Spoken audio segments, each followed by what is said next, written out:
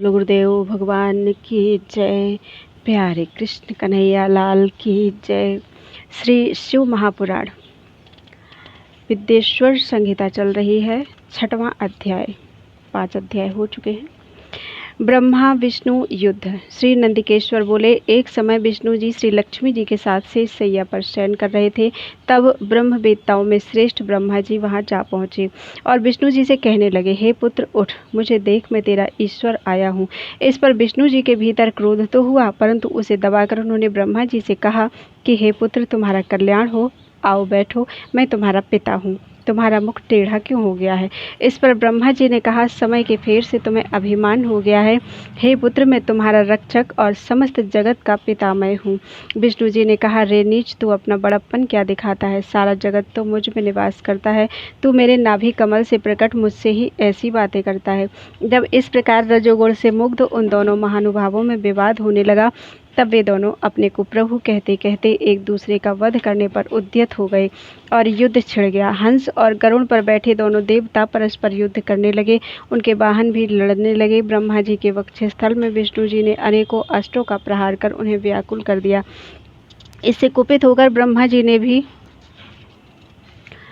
उनके वक्षस्थल पर कई भयानक प्रहार किए। एक दूसरे के प्रति युद्ध से भ्रमित दोनों हाँफने लगे। तब विष्णु जी ने ब्रह्मा जी पर माहेश्वर अस्त्र चला दिया। इससे ब्रह्मा जी को बड़ी चोट लगी और उन्होंने पाशुपत से विष्णु जी के वक्षस्थल पर आघात किया।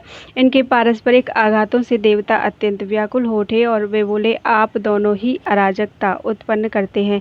यह सारी सृष्टि तो शिव जी की है कि जिन त्रिशूलधारी की इच्छा के बिना कोई एक तिनका भी इधर से उधर नहीं कर सकता। हम लोग शिव जी के पास जाते हैं। ऐसा कहकर देवगण चंद्रशेखर श्री महादेव जी के पास गए। महादेव जी अपनी सभा में उमा सहित मणिमय दिव्य सिंहासन पर विराजमान थे। देवताओं ने साष्टांग दंडवत कर नमस्कार किया। बोलो वृंदावन बिहारी लाल की जय। 7वां अध्याय। शिव निर्णय। उन्हें देखकर श्री महादेव जी गंभीर वाणी से बोले, हे पुत्रो, तुम कुशल से तो हो? मैंने सुना है कि ब्रह्मा और विष्णु परस्पर युद्ध कर रहे हैं और तुम लोग बड़े दुखी हो। मैं अपने गणों के साथ चलता हूँ, तुम लोग भय न करो। यह कहकर शिव जी ने अपने 100 गणों को वहाँ चलने की आज्ञा दी और स्वयं अपने भद्र रथ पर आरूढ़ होकर चले। देवताओं सहित इंद्र भी उनके साथ हुए। वहां पहुंचे शिवजी आकाश मंडल में छिपकर ब्रह्मा और विष्णु का युद्ध देखने लगे। शिवजी ने देखा कि ब्रह्मा और विष्णु परस्पर एक दूसरे के वध की इच्छा से माहेश्वर और पाशुपत अस्त्र का प्रयोग कर रहे हैं, जिनके प्रयोग होते ही त्रैलोक्य भस्म हो जाता है।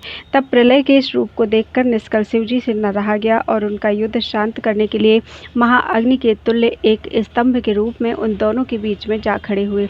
फिर तो उस महाअग्नि के प्रकट होते ही दोनों के अस्त्र स्वयं शांत हो गए। उस अद्भुत दृश्य को देखकर ब्रह्मा और विष्णु परस्पर कहने लगे कि यह इंद्रियातीत अग्निस्वरूप स्तंभ क्या है, हमें इसका पता लगाना चाहिए। ऐसा निश्चय कर भगवान विष्णु ने सूकर का रूप धारण किया और उसके मूल को देखने के लिए नीचे चले गए। ब्रह्मा जी ने हंस का रूप धारण कर ऊपर गमन किया। विष्णु जी पाताल में बहुत दूर चले गए, परंतु स्तंभ का उन्हें कुछ भी पता न चला। तब वह फिर युद्ध भूमि में लौट आए। उधर ब्रह्मा जी ने आकाश में आकर केतकी का फूल देखा। उन्हें विश्वास हो गया कि हमने स्तंभ का अंत देख लिया। वे केतकी का फूल लिए विष्णु जी के पास आए। तब विष्णु ने उनका चरण पकड़ लिया।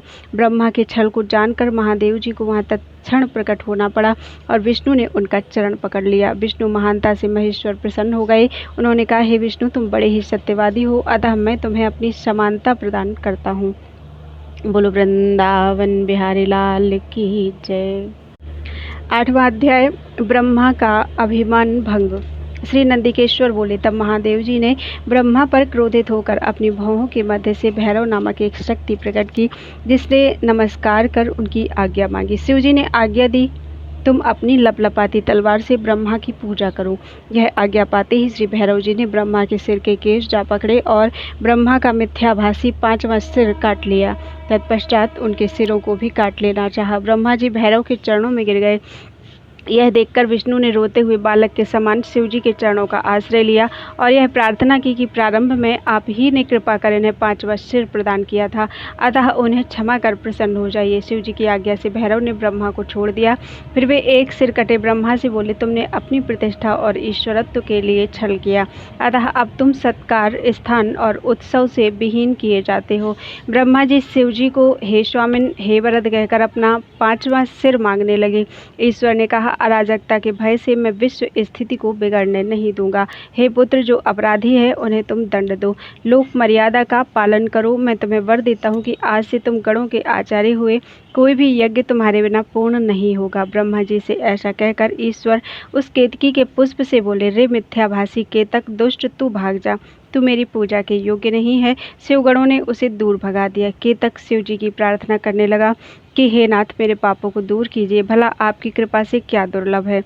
शिव जी ने कहा, मेरा वचन मिथ्या नहीं होता है, हम तो तुम्हें नहीं स्वीकार करेंगे, परंतु तू मेरे भक्तों के योग्य है और इस प्रकार तेरा भी जन्म सफल होगा और जहाँ मेरी मंडप रचना होगी उसका सिरमौर तू ही होगा। तब महादेव जी केतक, ब्रह्मा और विष्णु पर कृपा करके देवताओं में आए। देवताओं ने उनकी यथोचित पूजा की। शिव जी अपनी शोभित सभा में जा बैठे। बोलो वृंदावन बिहारी लाल की जय।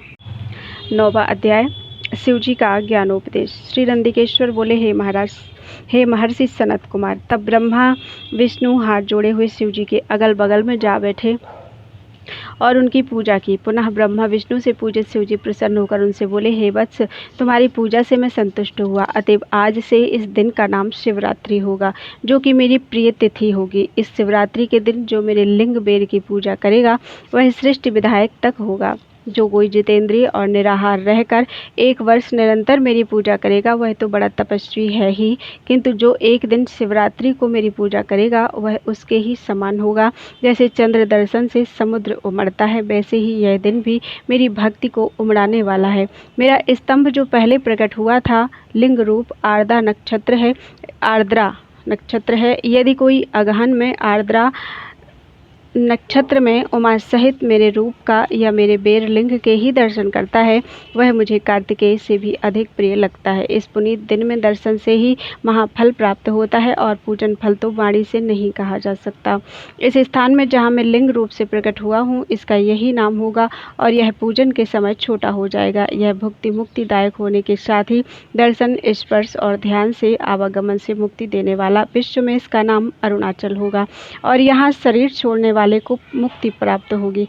जो इस लिंग में मुझ परमेश्वर की पूजा करेंगे उन्हें सालोक्य, सामीप्य, सारूप्य, साष्टी और सायुज्य 5 प्रकार की मुक्ति प्राप्त होगी और आप सब भी अपने इष्ट को प्राप्त करेंगे। फिर तो ब्रह्मा विष्णु के युद्ध में जितनी सेना मारी गई थी उन सबको शिव जी ने अमृत बरसाकर जीवन दान प्रदान किया और उन दोनों की परस्पर शत्रुता को भी यह कहकर समाप्त किया कि मेरे सकल और निष्कल 2 स्वरूप हैं, जैसा और किसी का नहीं है और इसलिए कोई और ईश्वर नहीं हो सकता। मेरे एक तो स्तंभ अर्थात लिंग रूप है और दूसरा निष्कल सगुण रूप ईश्वर है। ये दोनों ही रूप सिद्ध हैं। बड़ा आश्चर्य है कि तुम लोगों ने अज्ञान बस अपने को ईश्वर मान लिया था। उसे ही दूर करने के लिए मैं संग्राम भूमि में आया। अब अभिमान त्याग कर मुझ ईश्वर में भक्ति करो। मेरी ही प्रसन्नता से लोक में सभी पदार्थ प्रकाशित हो रहे हैं। मैं ही परब्रह्म हूँ और मेरी ही सब कलाएं हैं जो निष्कल रूप में दृष्टिगोचर हो रही हैं। मुझ गुरु के वाक्य ही सर्वदा तुम्हारे लिए प्रमाण है। तुम्हारी प्रीति देखकर ही मैंने ऐसा कहा है। मैं सगुण निर्गुण दोनों हूँ। यह सब कुछ मेरा है और ब्रह्म ज्ञान देने के लिए ही मैं निष्कल रूप से प्रकट हुआ हूँ। मेरा यह निष्कलत्व स्तंभ ही ब्रह्म का बोध करावेगा, जिससे मेरा आत्मिक संबंध है। लिंग और लिंग के अभेद से यह नित्य ही पूजनीय है। जो मेरे इस लिंग रूप की स्थापना करेगा वहाँ मैं अप्रतिष्ठित रूप से रहता हूँ। मेरा लिंग रूप प्रधान और बेर रूप गौड़ है। लिंग के अभाव से बेर सहित भी वह स्थान क्षेत्र नहीं होता। बोलो वृंदावन बिहारी लाल की जय। 10वां अध्याय, ब्रह्मा विष्णु को उपदेश। यह सुन ब्रह्मा और विष्णु जी ने कहा, हे प्रभु, स्वर्ग आदि पंचकृत्य का लक्षण हमको सुनाइए।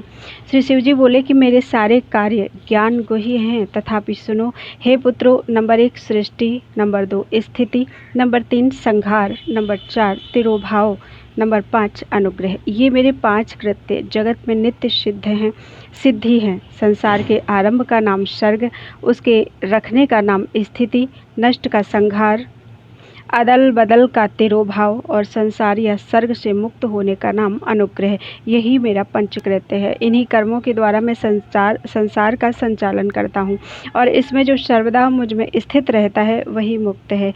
इस पंचकृत्य को चलाने के लिए मेरे 5 मुख हैं, चारों दिशाओं में 4 और मुखों के मध्य में 5वां मुख है, जिसे विद्वान जानते हैं। हे वत्सो, तुम दोनों ने अपनी तपस्या से सृष्टि और स्थिति इन 2 कृत्यों को प्राप्त किया है।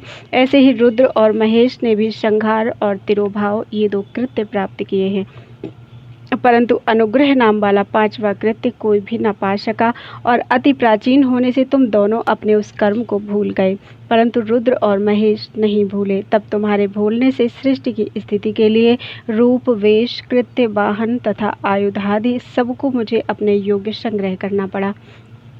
अब यदि तुम चाहते हो तो मेरा ओमकार नाम का मंत्र अब से जपो, जिसके जाप से तुम में अभिमान न उत्पन्न होगा। श्री नंदकेश्वर कहते हैं कि उमा सहित शिव जी ने उत्तर की ओर मुख करके ब्रह्मा और विष्णु को इसी मंत्र का उपदेश दिया।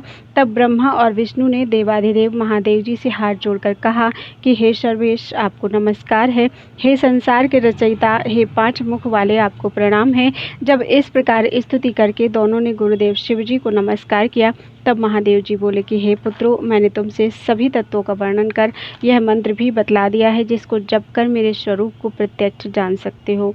मेरा बतलाया हुआ यह मंत्र भाग्य विधायक और सब प्रकार के ज्ञान का देने वाला है। जो इसे मार्गशीर्ष की आर्द्रावली चतुर्दशी में जपता है और यदि आर्द्रा सूर्य गति की होती है तो इस एक ही मंत्र का जाप करोड़ गुना हो जाता है। इसमें प्रातः संध्या समय मेरा दर्शन भी उक्त फल देता है। मेरे लिंग अर्थात स्तंभ और बेर अर्थात मूर्ति, इन दोनों का पूजन करना उत्तम है। ओमकार मंत्र से लिंग का और पंचाक्षर अर्थात शिवाय नमः मंत्र से बेर का अर्थात मूर्ति का पूजन करना चाहिए।